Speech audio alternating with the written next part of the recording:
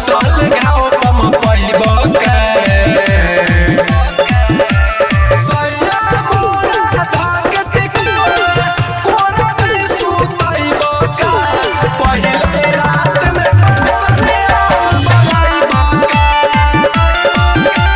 सैया मोरा धाके टिकोरा कोरा में सुतैब का पहिले रात में पाकले बनाइब का।